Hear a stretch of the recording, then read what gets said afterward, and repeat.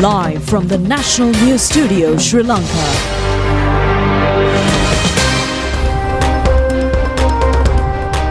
Good evening, this is the National News Telecast. I'm Lynn Hettiarachchi. And I'm Kenza Farouk. Let's take a look at your headlines for tonight.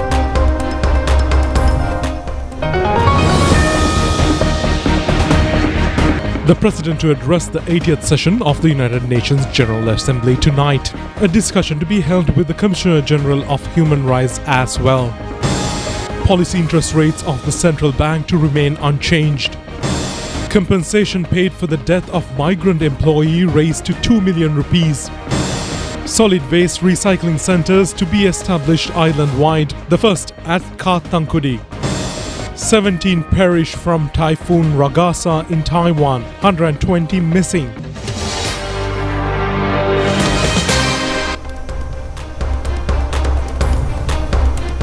Now to those and other stories in detail. On today's top story, President Anurukumar Dissanayake is due to address the 80th session of the United Nations General Assembly today at 3:15 p.m. US Eastern Time. The President, who left the island to participate in the session, reached John F. Kennedy International Airport around 8:50 a.m. yesterday. He was warmly welcomed by a group of officials, including Permanent Representative of Sri Lanka at United Nations, the former Chief Justice, the President's Counsel Jayantha Jayasuriya, Ministers Vijitha Herath has also joined the official visit along with the President.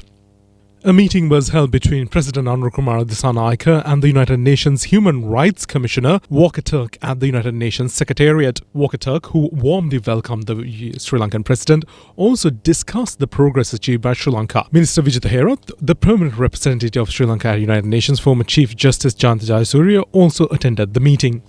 President Anurukumar Dissanayake also had a meeting with the President of South Africa, Cyril Ramaphosa. The Sri Lankan President was warmly welcomed by the South African President. Bilateral talks between the two parties commenced later, where attention was paid to the further strengthening of existing relations between the two nations. A meeting also took place between Minister Vijitha Herath and Indian Foreign Minister S. Jaishankar. This was before the commencement of the United Nations General Assembly. Minister Vijitha Herath, in his ex-note, stated that the objective of the meeting was to further consolidate the present strong friendship and close cooperation between Sri Lanka and India. Minister Vijitha Herath met the Deputy Secretary of State of USA, Alison Hooker, as well. Extensive discussions were held regarding bilateral cooperation and common priorities. This marks President Anurukumar Dissanayaka's first official visit to the United Nations. It comes at a time when Sri Lanka is working to re-engage actively with the international community. From New York City, this is Vijay Dissanayake for SLRC News.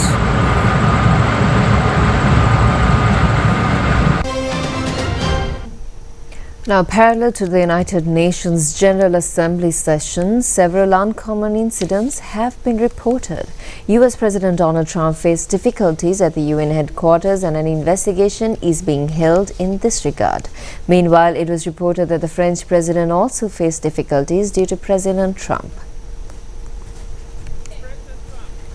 President Donald Trump reached the United Nations General Assembly in the morning yesterday for the first address of the 80th session.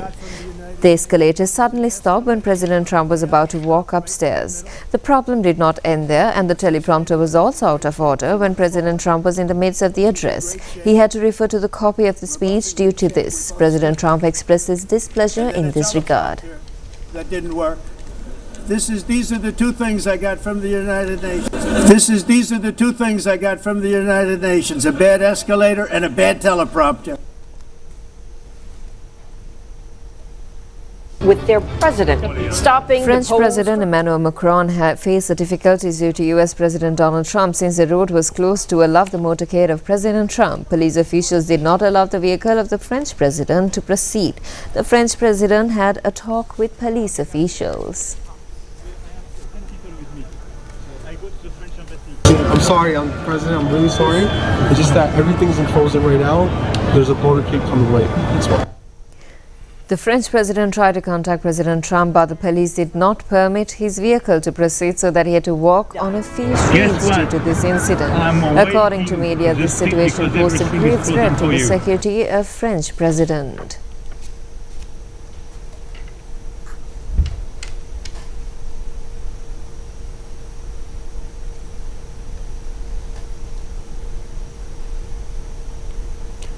The Central Bank of Sri Lanka has decided to maintain the overnight policy rate at 7.75%. The Monetary Policy Board reached this decision yesterday after considering the domestic and global economic trends.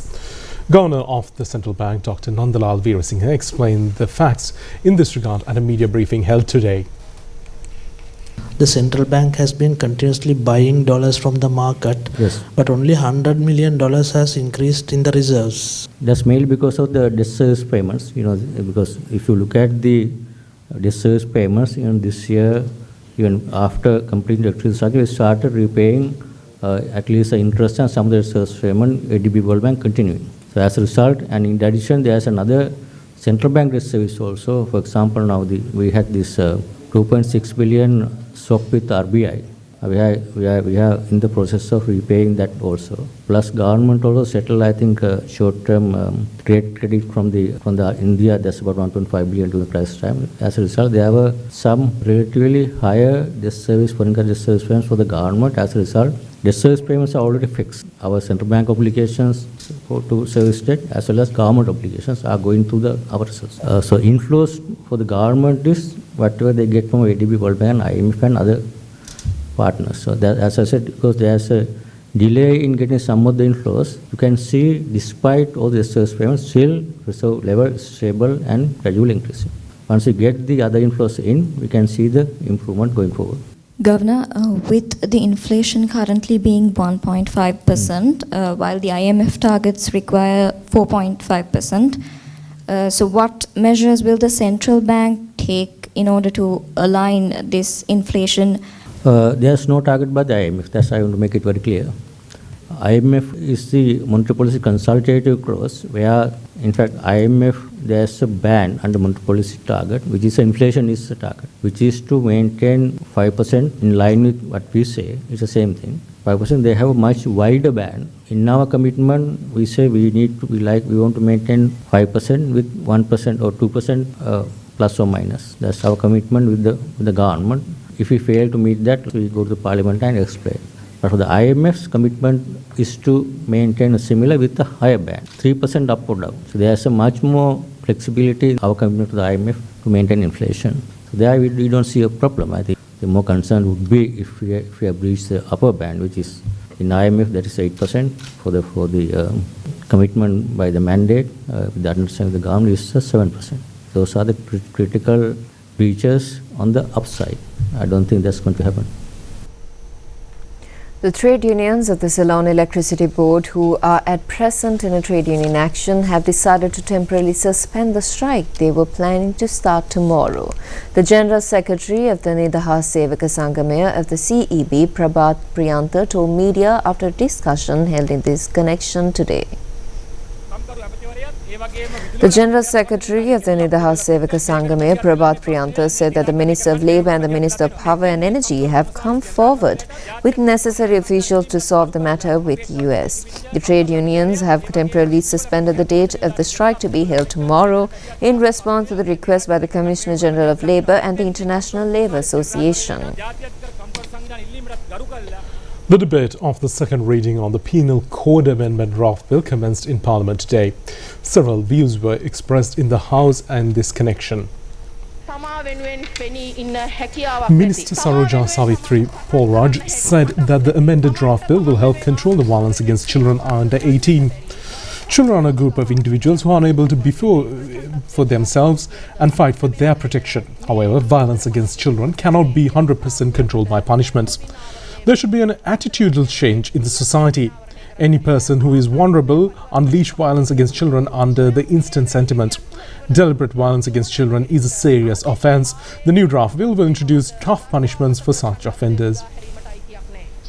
දරුවෙක් මත මේ ආවේගයේ මුදා හැරීම කියන එක බරපතල වරදක්. ඒක නිසා එය දණ්ඩනය ලැබිය හැකි වරදක් බවට අදගෙන මෙම සංශෝධනය හරහා සිද්ධ වෙනවා. ළමයිනුත් නිදහස පිළිබඳ හැඟීම් තියෙනවා. Parliamentarian Ajit P. Pereira pointed out that newly attended daughter has become insulted by her father's revealing the income received by the party organised to celebrate the occasion. If this draft bill is passed, even the parents will become liable for punishment. සාකච්ඡා කරද්දී එක්තරා උදාහරණයක් අපේ ගරු මන්ත්‍රීතුමෙක් සඳහන් කරා. ඒ මන්ත්‍රීතුමා කියනවා මෙහෙම. තමන්ගේ දියණිය වැඩිවියට පත්වීම නිමිත්තෙන් ගත්ත උත්සවයේ ආදායම් තාත්තා හෙළිදරව් කරනවා. ඒ නිසා දියණියට පාසලට යන්න බැරි තත්ත්වයක් ඇති වෙනවා. දියණිය අවමානයකටපත් වෙලා. දැන් මේ පනත සම්මත වුණොත් එහෙම කරන තාත්තත් සිරදඬුවම් ලබන තැනැත්තෙක් බවටපත් වෙනවා. ඉතින් මම කනගාටු වෙනවා ඇත්තටම මේ වගේ ප්‍රකාශ කිරීම ගැනත්. Bimal Ratnayaka, minister, stated that there is no fault at the father's side. He stated that what really happened. MP Parliamentary have voluntarily handed over their statements of assets and liabilities. The minister said if anyone attempts to insult children using the statements, the amendment for the bill can be brought in such instances.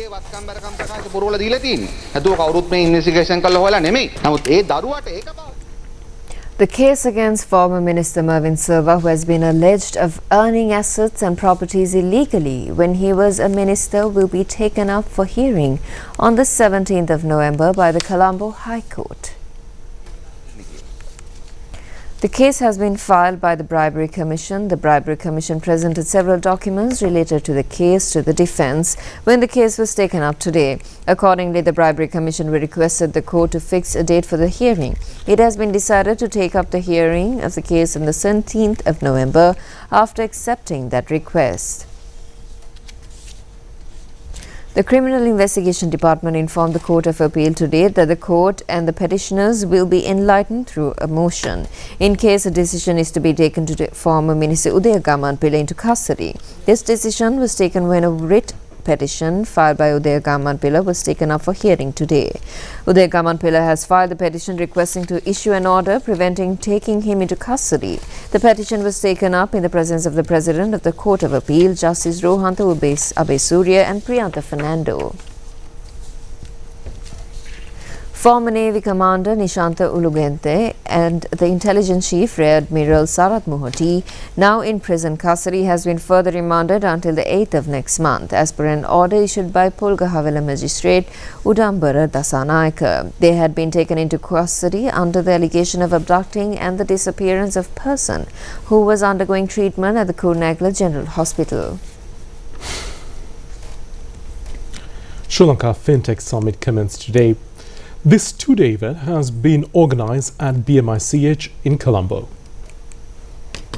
The objective of the summit this year is to create a digital transformation in Sri Lanka's finance and technological sector. Chief guest of the occasion, Governor of the Central Bank, Dr. Nandalal Veerasinghe, said that the cutting-edge fintech solutions will lead to further strengthening of the Sri Lankan financial market. During the keynote address, Dr. Hans Vijaysurya, President's advisor on digital economy, stated that this is a leading force in South Asian digital finance revolution. He further stated that the government has initiated a program to pass benefits of digital economy towards all citizens. The mobile banking app introduced by the Hatton National Bank along with Visa Institute was also launched at the ceremony. The new app is significant that all types of payments can be made by the smartphone. Local and foreign investors, intellectuals and entrepreneurs and many others were present on the occasion. Following the opening of the ceremony, addressing the media, Deputy Minister Eranga Weeraratne said that the revolution in digital economy will occur in the future as well. GovPay is one of the breakthrough initiatives, and I thank you and whole LankaPay for that initiative, and that has currently connected more than 120 institutions within the last 6 months only, and there's a huge pipeline, and southern provinces, northern, central, from all the parts of the country, like a lot of requests are coming from the government institutions to connect to GovPay, and that's flying very, very well. And at the same time, on the spot fine payments. Now we understand, like a couple of days ago, like the highest number of fines in the western province were paid through GovPay digitally, and that's a great achievement. And similarly, like 2 other provinces will go online in the next couple of weeks, and then the rest of the country also fall into line, and that will give tremendous value to the police and to the government for payment collection, as well as to the citizens, drivers, to collect their driving license and not to waste their time on like revisiting that area for the payments and other activities to collect their driving license. Witnessed a noticeable shift in the Sri Lankan market towards adopting digitalization and Fintech. In addition, new entrants have emerged in the market providing novel financial services which complement traditional. From the consumer's perspective, it's better if there is a diverse set of financial services offered through healthy competition between traditional financial institutions and also with new fintech entrants. We need to allow competition for all the traditional service providers as well as allow new fintech innovations to come into competition. However, from a regulator's perspective, we are the regulator. We think that these new entrants must also demonstrate an appropriate level of compliance before they offer their services to the public. That will build the trust among the public. Now, according to Sri Lanka Foreign Employment Bureau, the insurance compensation paid to a Sri Lankan migrant employee for death while in service has been raised to 2 million rupees from 600,000 rupees. Chairman of the Bureau, Koshala Wickramasinghe, stated this at a media briefing held at the Bureau today. The chairman also said that the Sri Lanka Foreign Employment Bureau functioned more efficiently last year. A special investigation unit comprising 16 police officers is also in operation now. Chairman of the Sri Lanka Foreign Employment Bureau, Koshala Wickramasinghe, said that the Foreign Employment Bureau was able to pay a sum of 234 million rupees this year to certain groups who missed employment opportunities after making payments for foreign employment. A method has also been prepared to increase the retirement installment for domestic employees. A decision has been taken to implement the insurance cover for a death during employment abroad from 600 rupees to 2 million rupees. The value of foreign remittances last year has been $6.5 billion and $5.1 billion have been reported as foreign remittances up to August this year. The highest amount of income was recorded in the year 2016, which was $7.2 billion. It is hoped that this figure will be surpassed during this year. If so, this year will be extremely successful year. 226,240 persons have left for foreign employment as of now. It is expected to reach 300,000 by the end of this year. The remittances by Sri Lankan migrant employees will reach $8 to $9 billion by 2029 to 2030. Prime Minister Dr. Harini Amarasuriya says that steps will be taken to include counselling and psychology in school curriculums. She said this during a discussion held today, and the plans will be made to recruit the necessary teachers for these purposes. This discussion was held to raise awareness about the current status of the program to develop national policy on counselling of pathology. The Prime Minister pointed out that the program should be implemented in all schools according to the formal plan covering all provinces. Attention was also drawn to the vaccines for provincial psychological resource centres and as well as positive disciplinary system related to the education sector. The principal stated that the national policy against child abuse is being formulated and that children are very happy in the classrooms as part of the pilot project. Prime Minister states that steps have been taken in school, regional and provincial levels to develop human resources in the education sector in relation to digital transformation. She made these remarks while participating in a progress review meeting at the overseas training program conducted with the People's Republic of China. This training program was held in an activity of human resource capacity in the school system in parallel with the provisions of the digital devices to school under long-term plans. 38 people participated in the first round.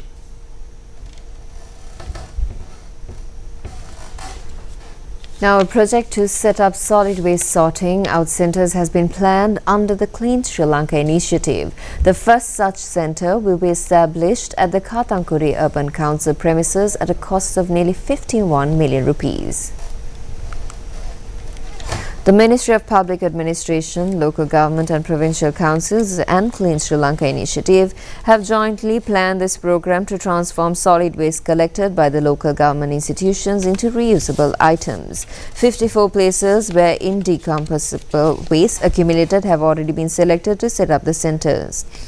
Out of them, feasibility studies have been conducted for 25 sites. Accordingly, the amount of solid waste directed to landfills is to be minimized by 30% within next 3 years. Community will also be enlightened on this move.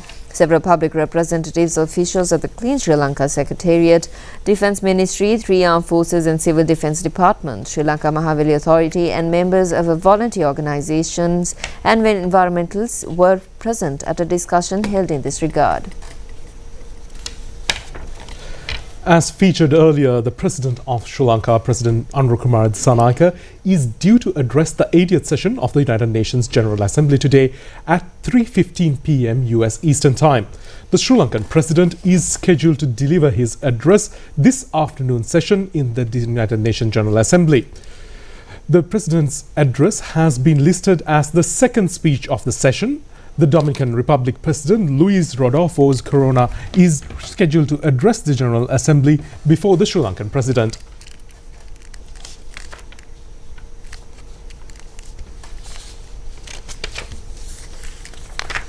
Now, the commemorative function organised by the Embassy of Saudi Arabia in Sri Lanka on the occasion of 95th National Day of Saudi Arabia was held in Colombo yesterday under the leadership of Saudi Ambassador Khalid bin Hamud Al Qahtani.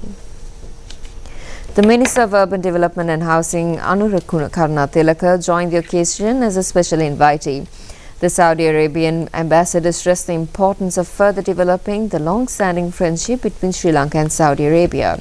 Deputy Minister Arun Hemachandra, Deputy Speaker Dr. Rizvi Zali, along with people's representatives, diplomats and media persons attended the occasion. A notable feature has been the availability of traditional cuisine of Saudi Arabia on this occasion.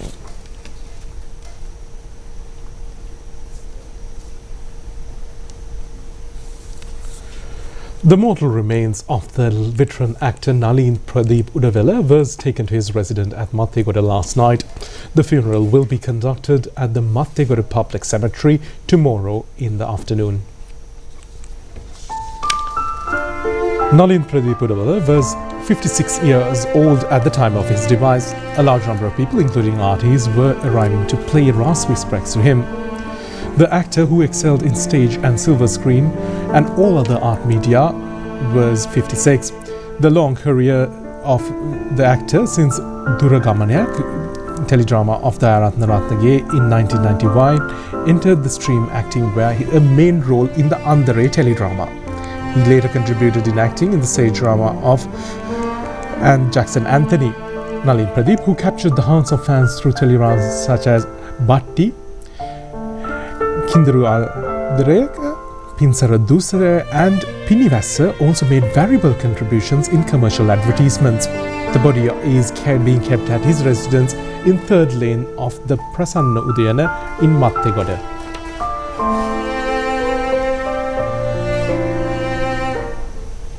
Coming up is your international news.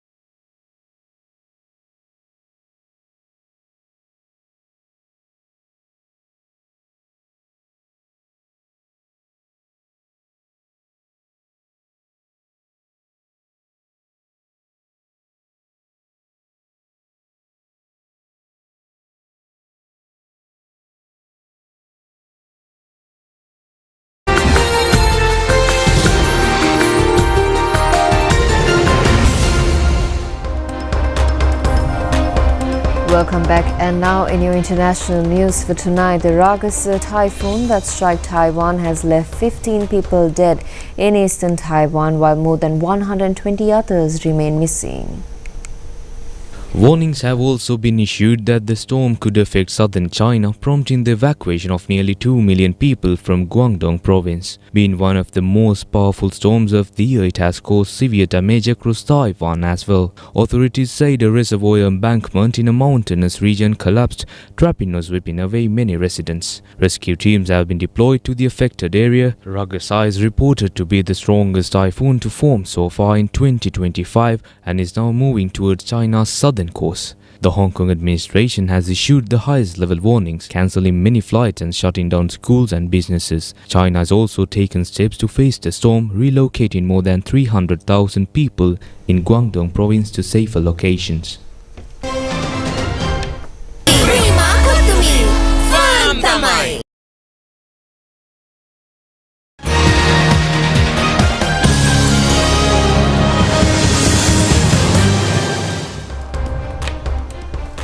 Now in your sports news for tonight, Pakistan won the Super 4 match between Sri Lanka and Pakistan by 5 wickets in the Asia Cup T20 cricket tournament.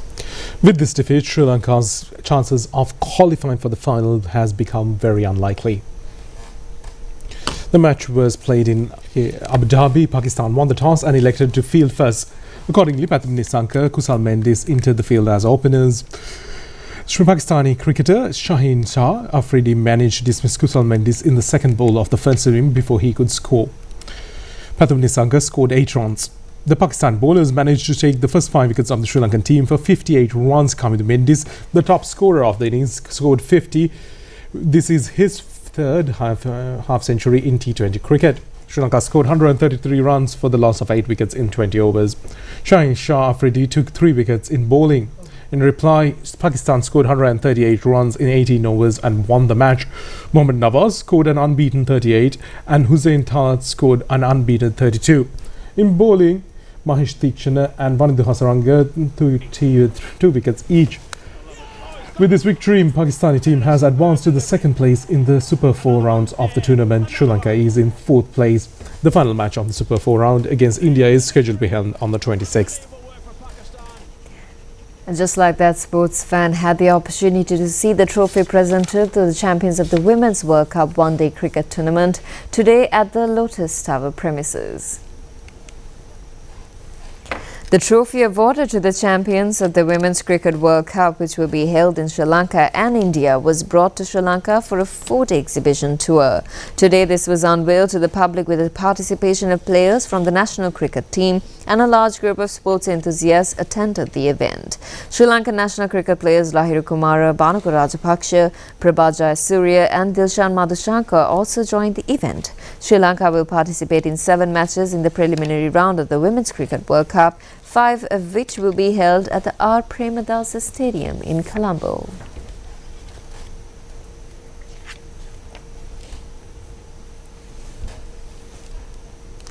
Dickie Bird, one of the most beloved figures in world cricket, has passed away at the age of 92. Though he was never featured as a player for England, his remarkable career as an umpire has made him a national treasure. Bird, known for his sharp eye and charismatic presence on the field, officiated in 66 Test matches and 69 one-day internationals, becoming one of the most respected umpires in the game. Before donning the white coat, he was also a professional cricketer in England. Tributes are pouring in from across the cricketing world, celebrating a man whose humour, discipline and love for the game made him an icon. The cricketing fraternity remembers Dickie Bird as more than an umpire, a symbol of the sports spirit.